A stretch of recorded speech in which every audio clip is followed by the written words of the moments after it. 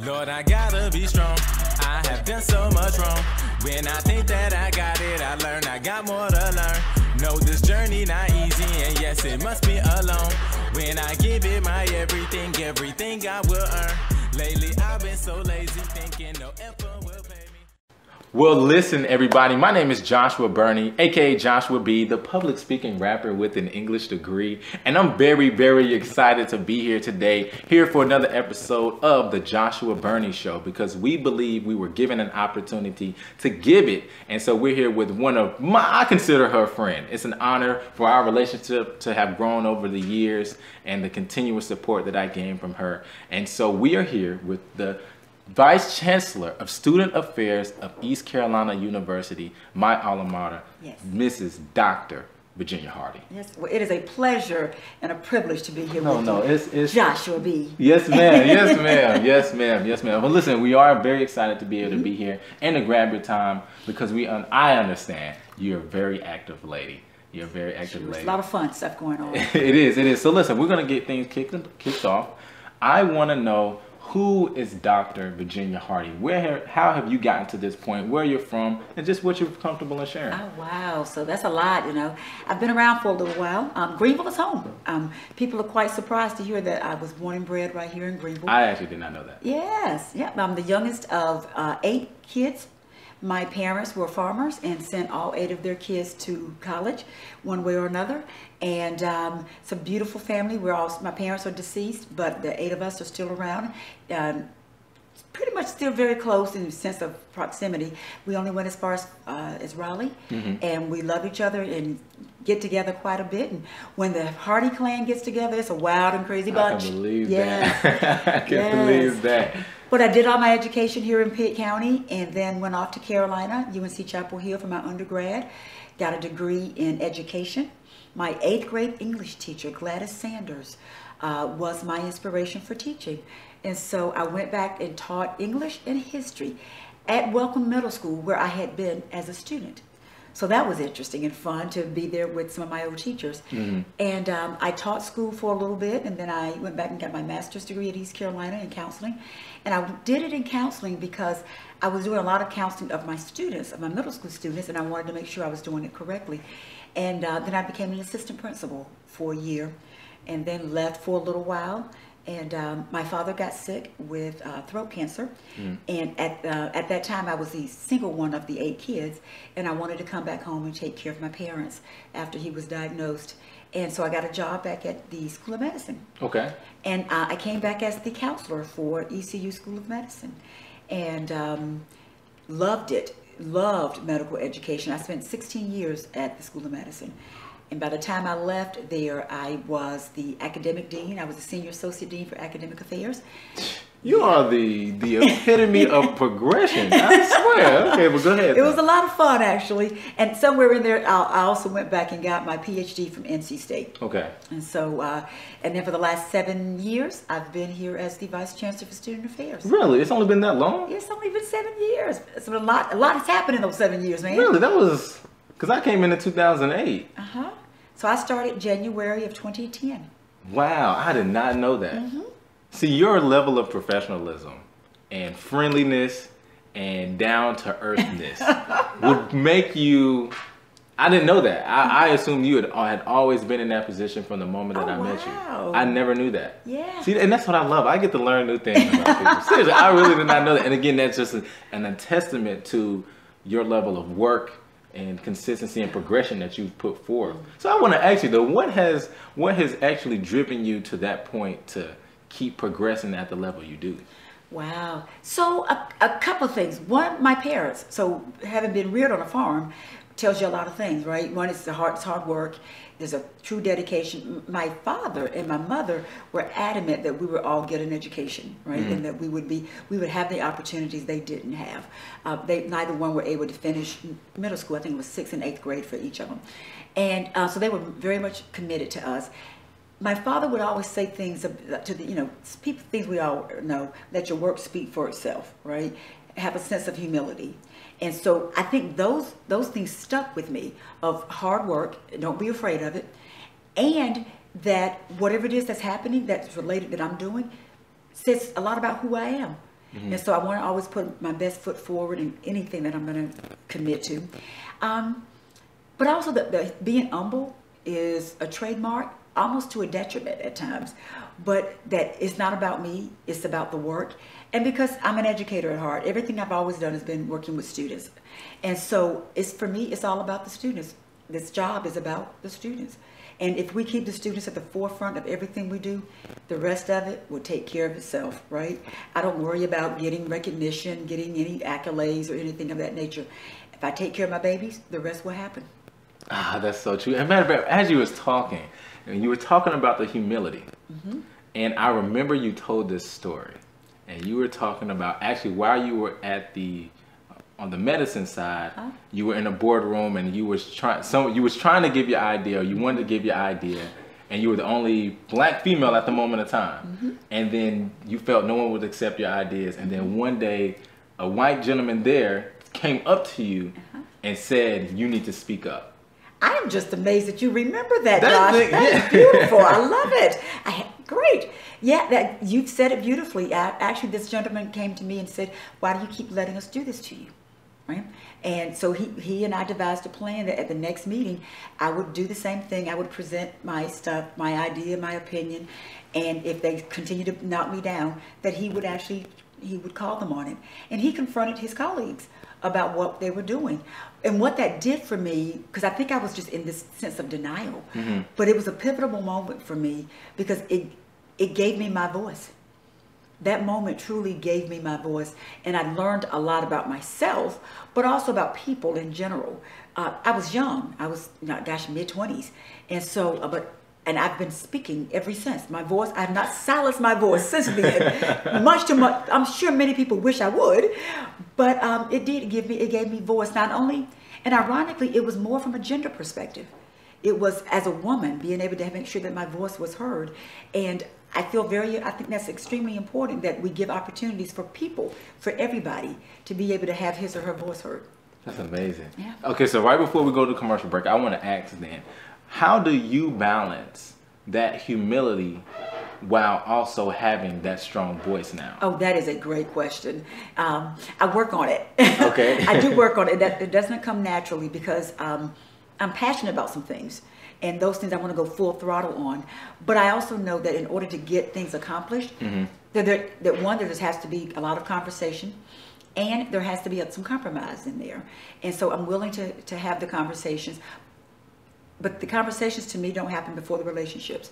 So for me, it is extremely important to build relationships with a wide range of folk. I like people too. I'm an extrovert, if you didn't know. And so I like meeting people and talking to people, and that helps build relationships. So when there's time to start talking about something, whatever that thing is, I already have cultivated strong communication and strong relationships, so we can work together to get to that end. And it means that we all have to give something to get there, but we're the better off. That whatever that outcome is better because we've all worked together on it. That's just fabulous. That's fabulous. Look, I'm very excited about this already. I told you this is going to be a good one, people. Listen, we're going to take this quick commercial break, and we'll be back here at the Joshua Burney Show, where we'll continue a conversation with Dr. Virginia Hardy. So we'll be back after this commercial break. After an accident, you want your car looking good as new. Let Second Look Auto Body put confidence back in your hands. We handle insurance claims, collision repairs, all to keep you worry-free. With over 25 years experience, our professional staff works to ensure 100% customer satisfaction guaranteed. We walk you through the process to keep you informed to bring you a peace of mind. Open Monday through Thursday 8 to 5 and Friday 8 to 12 to put you back on the roll in no time. Call today for your free estimate at 252-830-0428. Located in 1906 Dickinson Avenue, Greenville, North Carolina. Second Look Auto Body. A job so nice, you will look twice. 39. Total excess contributions into 6% smaller of line. What? I need a tax professional. Tax professional.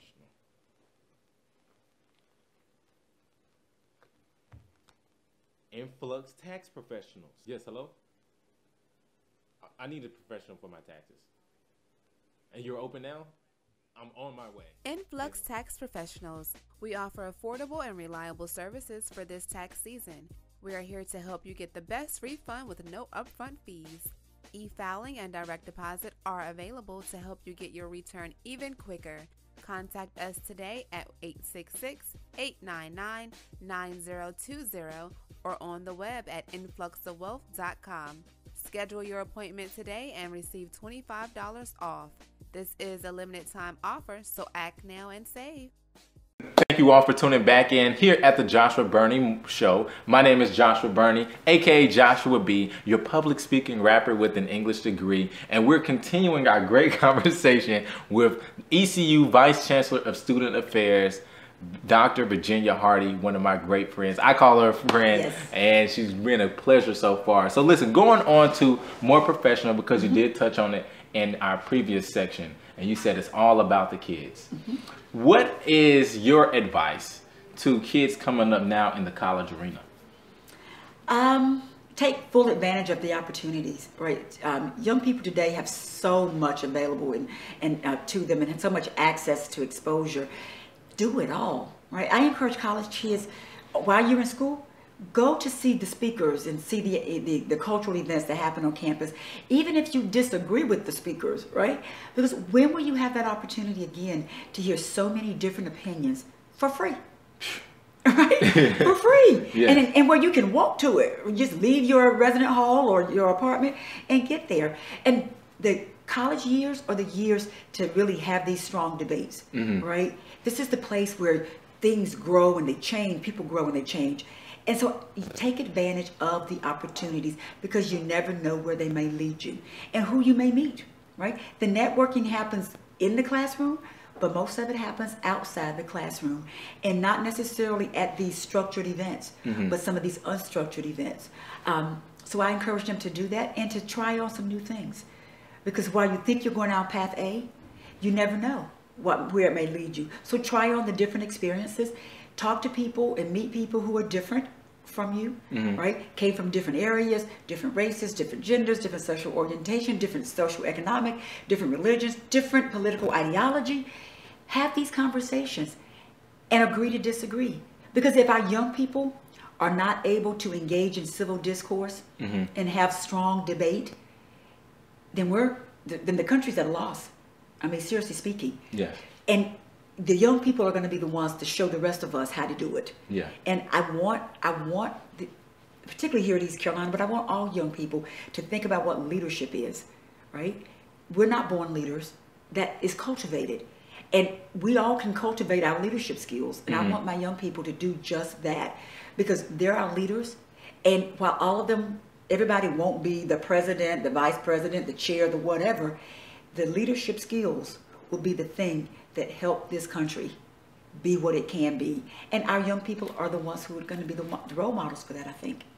And I completely agree with that, because I remember just from my experience at ECU, when I came in, I participated in the student leadership. They started taking those leadership trips earlier on in the year, and I signed up for them, and I was able to have a job, and then that allowed me to be able to network again, because that networking is the biggest thing. And I tell people how it allows you to be able to have those conversations, and how important it is for people to go and be involved. And like you said, even going to the art gallery, free. Yes. You know, and you can go back to, in a sense of leaders, to go back to your organizations if you are in that position. Yeah.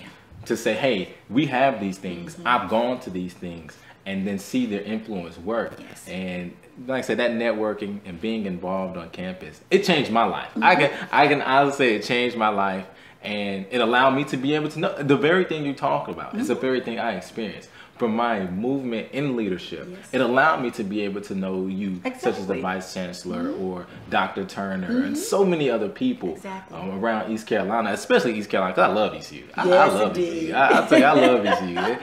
If somebody has something bad to say, I'll be like, I don't know what you did during your time, because I had a fabulous time. Yes. And even when I had a bad time, I still had a fabulous time, because they always made a way. And that's just important. So I definitely agree with you on the fact of our student becoming leaders and taking advantage of those opportunities. I guess the flip side would be, what do you see when they don't do those things? Yeah. When students don't get involved and engaged, and that involvement and engagement looks different for everybody, whereas you were completely enmeshed in leadership here. You had one-on-one conversations with me, with the chancellor, with other senior leaders, but everybody doesn't want to do that, and that's cool. But find your niche, because when you don't do that, you've missed out on a wonderful experience of what the opportunities might be, right, and where they may lead you. And I also think that from a social perspective and a professional perspective, it limits you. Okay. Right? It can limit an individual, because if you stick with just the people, your small little clique of folks, and if your small little clique of folks look like you, talk like you, think like you, act like you, then you've not exposed yourself to all the differences and the rich differences that exist. Because honestly, differences are not bad. Right? Yes. It enriches your life, because if everybody really did look like you and think like you, then that's kind of boring. Yeah. Right? Yeah. And when you can get into some conversations with folks and talk with people who come from different places, it broadens your horizons. And when people don't do that, and when our students don't get engaged in whatever looks right for them, then I think they've sold themselves short. And you limit your exposure, because it is about exposure, right? To a lot of stuff. Because when you go out looking for jobs, part of what they're looking for is, yes, do you have a skill set? And a lot of, particularly for new employers who are looking for the new employees, they're looking for folks. They're saying, we can teach you, graduates. We'll teach you the job, but do you have the leadership skills, right? So they want you to have those. But because our world is global, right? Yes, very true. As somebody used to say, we want to make sure you know how to deal with folks from New Bern to New York to New Delhi, right? And if you've not gotten engaged on your campus, you don't have that kind of exposure, right, to those different things. And employers want to know that you have cultural competence, or at least have been exposed to it, and that you can work in this global society. In that global market, I'll tell you, listen, I like business. I like talking about it. I like reading about it, and how, even if you look at the money aspect alone, these companies on a global level, you're talking tens, hundreds of billions of dollars, because they're able to, like you said, discuss have a conversation, or be able to understand the mindset from somebody in New Bern all the way to New Zealand. Yep, exactly. And how they implement that within their system. So I guess with that being said, what are 3 pieces of tips or advice you would give to not a newcomer to the system of college, but to someone that's already in it and saying, hey, I want to be involved, or if they already are involved? Sure.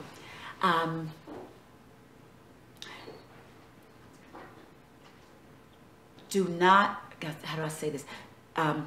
Don't forget your past. Don't forget from whence you come. Okay. But from whence you come doesn't have to define you. Meaning, I came from a farm, small town here in Pitt County, and if that were the case, I'd still be small town, and I'd still be farm, right? But I've had so much exposure and so many experiences that it's and didn't have the fear, right? Don't let fear get you, right? So don't let fear get you. Don't let from whence you come limit you. And 3, try it on. Simply try it on. Try the new experience. And I use the example of saying it's like buying a new pair of jeans, right? You try on that new pair of jeans, you got to wiggle yourself into them, most of us, right? Wiggle them, you see if they fit, you got to do all the kind of things. And sometimes they fit, sometimes they don't. But you keep trying the jeans on till you get the pair that fits just right. Keep trying new experiences. And eventually you're going to find the one that fits just right. But keep trying. That's fabulous. That's fabulous. Listen, that's fabulous. That is just fabulous. He's biased. Right? That is fabulous. Maybe I am, but whatever. If you don't see the genius and the wisdom coming out of someone's mouth, then I don't know what to say. But listen, we're going to take this quick commercial break, and then we're going to come back. We're going to finish off on our last part, and then we're going to end it off here with this great conversation, which is so sad right now. But listen, we'll be back after this commercial break. Yes. I'm just so frustrated with this wedding planning. Hey, not to bother you, but you need help planning your next event? Girl, call Creative Designs. They would love to make your dreams come true without even breaking the bank. They specialize in weddings, parties, formal events, and so much more. They actually have over 20 years experience to bring your vision to a reality. Let me give you their phone number and you can call them today at 252-378-7140. That's 252-378-7140. And one of their professional staff members will love to assist you. Again, that name is Creative Designs. Having a loved one involved with legal issues can be difficult. Whether they were in the wrong or in the right, you don't want your loved one to sit in jail waiting for their day in court. My name is Naya Powell. My commitment to you is to get your loved one out in a timely, caring, confidential, and professional manner. As a mother myself, I never want to imagine that my child would be in a situation where they find themselves arrested. Unfortunately, life happens, the good and the bad. When the bad happens, I am here for you and your loved ones. The East Coast Bail Bond Lady offers caring, professional, and reliable bail bond service 24 hours a day, 7 days a week. I will bring your loved one home until they have their day in court. I know this can all be very confusing. All you know is you want your loved one home. Don't worry. Call me. I will explain it to you step by step, and we'll get through this together. This is Naya Powell, the East Coast Bail Bond Lady, partners with AAA Sherrod Bail Bonding. Call me at 252-512-0831. That's 252-512-0831. Well, all right, listen, we are back here at the Joshua Burney Show. My name is Joshua Burney, aka Joshua B, your public speaking rapper with an English degree. And I'm very excited to finish off this great conversation, mind you, with the lovely Dr. Virginia Hardy. And I want to end off on this note. I always ask this question because I want to know. How has faith played a part in your success? So, coming from a farm with two very religious parents, we were reared in a church, grew up in a church, still go to this very same church that my parents went to, actually. And so spirituality and faith have been significant in my life. And I realized probably a year or so ago, I was having a conversation with my sister that truly my steps have been ordered, right, by a much higher power than me. Because if someone had told me this is where I would be in my career, I would have said no, because this is not what I was planning to do with my life. I was going to be a teacher forever or a superintendent. But I do believe that the good Lord truly did put me in the right places at the right time and have things kind of ordered out for me. Because I didn't go. The only thing I went seeking for was the job at the School of Medicine for the counselor, because I was trying to get home to take care of my parents. And the rest of it, he took care of. I mean, truly speaking. And I keep saying, if I get out of the way right now, he'll figure out what the rest of it is for me and what I'm supposed to do next in life. So for me, it is it. There is a higher power that has control over my life, and I give my, I get out of the way and let that higher power do what that higher power needs to do. I am blessed to be where I am and be doing something I love doing. And I think that I do believe that for me, that this higher power, that the good Lord has a plan for me, and that I'm trying my best to live that plan. Nice. And that's just the right note to end off on. Listen, Dr. Hardy, it has been an honor. It has been a pleasure. You know I love you, Dr. Hardy. I love you too, Joshua B. Listen. I'm very proud of you, man. Thank you. But listen, that is all we have for our show today. Again, this is Dr. Virginia Hardy, one of the Vice-Chancellors of Student Affairs, well, the Vice-Chancellor of Student Affairs at East Carolina University. I'm your host, Joshua Burney, aka Joshua B, your public speaking rapper with an English degree. And we'll see you next time here at the Joshua Burney Show. Y'all have a great day. Yes. Riding the streets to the heat cool off. Say you all good when you get kicked up, then you get picked up, then you get dropped off. High to the haters, you ain't never gonna see us. Bye to the haters, you ain't never gonna beat us. We fly, we good.